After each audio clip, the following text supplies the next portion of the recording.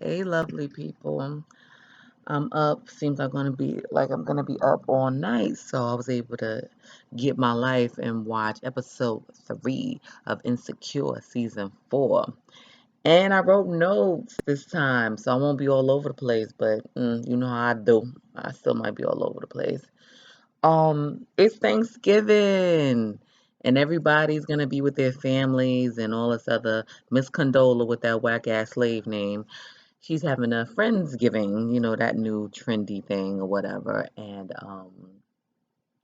yeah, she's having her friends over and all this other stuff. And what I like about this episode is what we all do nowadays. Anytime a holiday or something going on, we looking in people's stories on Instagram, Facebook, Snapchat, and stuff. And they go in and out of Kelly's story with her drunk ass aunties. And why um why can't I remember Amanda Seales' fucking name on the show? I don't know. Amanda Seales pregnant and ass and and her curly haired light skinned husband, and we go into the story of Mike. I think that's his name, the other curly light skinned head dude or whatever. Condola and that alarm. That's the worst alarm ever. That I'm like, oh, get your ass up. I hate that freaking alarm. But it seemed like everything is comfy and cozy for the most part with Lawrence and Condola. What else was going on? And I really like the friendship between Lawrence and Mike or whatever the case may be. He let him know how it is. He's like, "You doing a lot better than last year. You a bum," because it looked like once again on a professional level, Lawrence company is I don't know, downsizing and they firing half of the people. But he think he cool because he a black dude there. So hopefully it works out. They gotta diversify. So I guess he's somewhat like a diversity hire. So he thinking he gonna be good or whatever. And I understand what he's saying is either his personal life relationship is fucked up. He's winning on a professional level. Now, professional level might be fucked up, and and he's winning on a personal level. He he can't get it right. He needs to have both or whatever. And old boy Mike was like, "You good? You good? Last year you was a fucking bum. Get better now." That's why I like him. He's fucking up because I mean, earthquakes in California. He's a real estate agent or some shit like that, I guess. I don't know what else. So Miss Issa, we see Issa at some little place where she like to eat, 'cause that's my freaking bitch at my own after my own heart. She like to get down and bust it down and eat. And she run into Lawrence or whatever, and they're talking about movies and clowning back and forth, vibing, having a good old time. And they're not friends, they're exes, whatever. And then here come Condola or whatever, and walks in and she's like, she felt that vibe because we felt it through the TV. I'm like, I don't know. Should they get back together? I don't want them back together. I mean, nah, I don't want them back together, but I don't know how they playing it. It's kind of looking like that's what's gonna happen. And yeah, it's Thanksgiving time, so everybody's with their family and everything like that. So they went food shopping, Issa and Molly. And I'm tired of Molly. She's one of those friends where you outgrow them and you cut them the fuck off. So they going back and forth and they said some real crazy shits to each other and they trying to figure out like what's going on. And they feel like they need to talk. Honestly, they want to talk at Molly's family house. Why? I don't fucking know. Y'all was in the supermarket going back and forth to each other. Why didn't y'all just talk at the supermarket? It's not like y'all was gonna be in the aisle throwing freaking canned peas at each other. Like, just talk it out right there. Especially since you guys are best friends. So I didn't understand. Just squash that shit there. And they both feel the same way. Issa's like, you've been coming at me, and Molly's like, oh, you've been coming at me. I think just Issa just defending herself, and like I said, she's not that insecure, you know, at a job that she hate, in a relationship that she hate anymore. She's growing and she's glowing. She's glowing up, and Molly see that, and I feel like she feels some type of way. Of course, she feels some type of way about her and Condola's situation also, but it's whatever. Issa said they're gonna talk later, and she wants some of that pie that I guess Mama makes or whatever. We see Issa and her brother's family or her mama. I don't remember. Was she there before? Her mama? Rachel, whatever from the game. I don't remember us seeing their mom before, but yeah, they hate the Stanley family. That's their mama's husband's last name or whatever. And they was like, he done slipped on some gravy and he had to go to the ambulance. And they like, fuck it. We gonna go to a Mexican spot and we gonna have a Mexican Thanksgiving. And they were talking back and forth. I'm glad we're seeing a little bit more of the brother. I love him.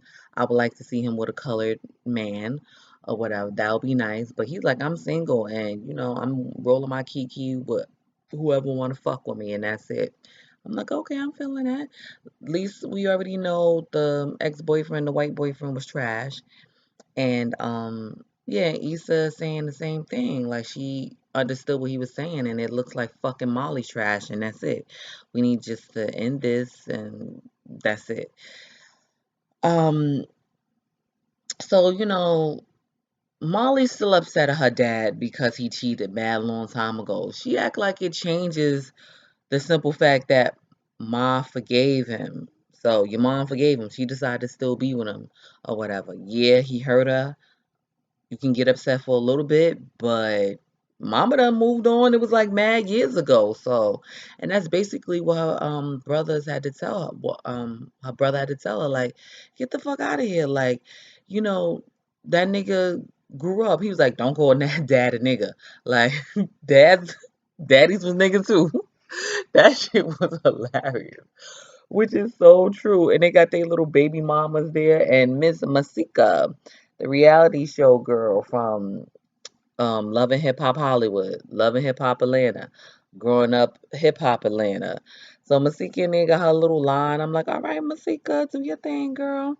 I love that Insecure employs old actors that we haven't seen in a minute and reality TV people. And that's great. Now we need some Instagram people and we be all set will be or black Instagram people, black reality show stars or whatever, black old actors who haven't worked in a minute.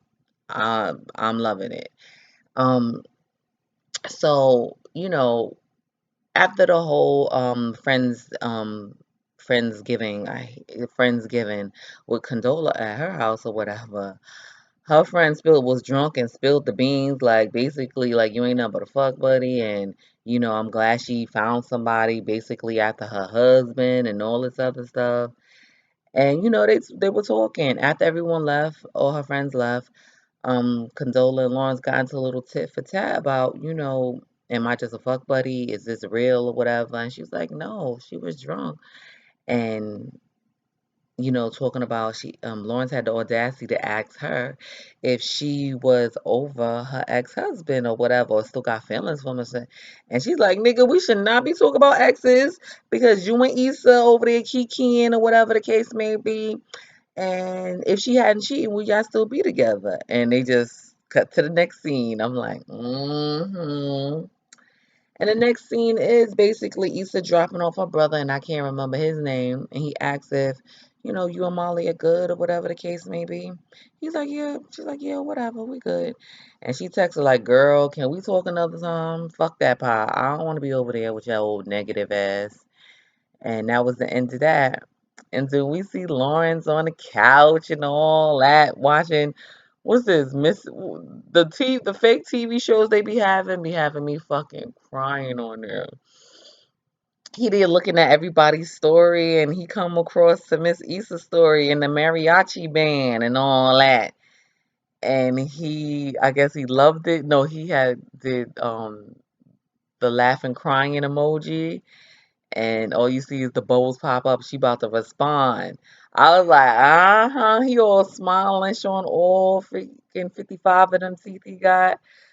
I love this episode, but I just need 10 more minutes. I just wanted 10 more fucking minutes of it, but it's all right. You see him smiling and stuff, and they play fucking Maya song, Case of the X, and that shit was perfect. Cause that was my shit, though. That was my shit. What is it that you want? And what is it that she need? Yeah, that was the shit.